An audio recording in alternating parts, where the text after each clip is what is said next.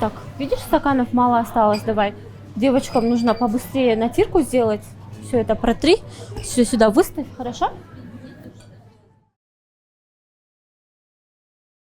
Я посуду мою. Посуду моешь? Да. Так что я люблю ходить сюда. Какой шаг хожу. Ложку, вилку, нож стираю, тарелку, зелень мою, потом помидор, огурцы мою, хорошенько помыть. Мою так включаю, закатываю, кофейки сюда ставлю. Айдар уже 3 года работает помощником на кухне в кофейне.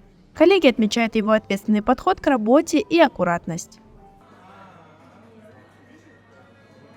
К работе он очень относится ответственно, и всю работу он делает тщательно. Он у нас перфекционист, то есть у него все должно быть по полочкам, все ровно, там помидорка к помидорке, все это разложит. И что хорошо, нужно отметить, что он очень чисто работает. При взаимодействии с человеком, имеющим синдром Дауна, важно придерживаться нескольких принципов. Поддерживать их самостоятельность, предоставляя возможность принимать решения и выполнять задачи самостоятельно. Использовать простой и понятный язык, избегая сложных фраз и конструкций. Визуальные подсказки могут значительно облегчить понимание окружающей среды. Повторение помогает закрепить информацию и понимание. Он все самостоятельно делает, свою работу самостоятельно. Если какие-то новые задачи появляются, новые поручения, мы тогда говорим, но свою работу он вот приходит и знает четко свои обязанности и их делает. Если это новые задания, первый раз он делает, мы ему показываем, рассказываем, и он потом в последующем уже знает, да, что нужно делать. Ну, то есть с этим сложностей нету. Доступная среда охватывает не только физическое пространство, но и услуги, информацию и коммуникацию. Важным аспектом доступной среды является трудоустройство людей с инвалидностью.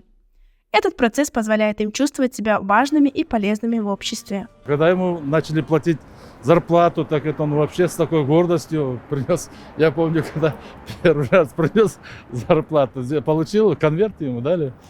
Я говорю, о, классно, говорю, я ж тебя на работу отвожу и привожу, может, ты мне на бензин чуть-чуть дашь? А он такой, нет, маме.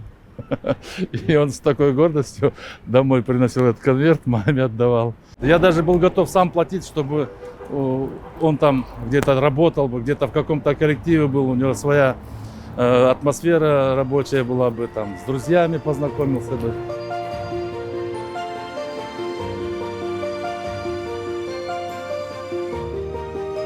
Айдар – пример того, как инклюзивная рабочая среда и правильное общение могут сделать его рабочий день успешным и удовлетворительным.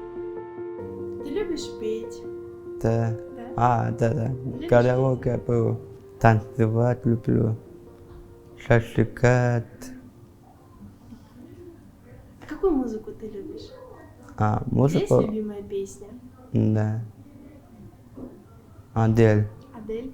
Да. Григорий Лепс. Григорий Лепс. Да.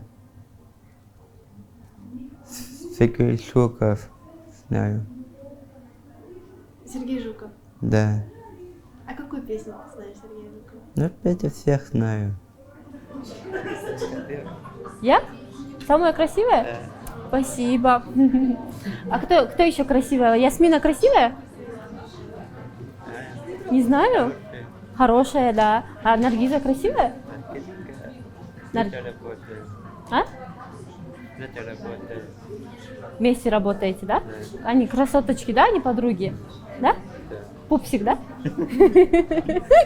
У него самое смешное слово – это слово «пупсик». Если захотите рассмешить, то просто нужно сказать слово «пупсик». Да? Пупсик.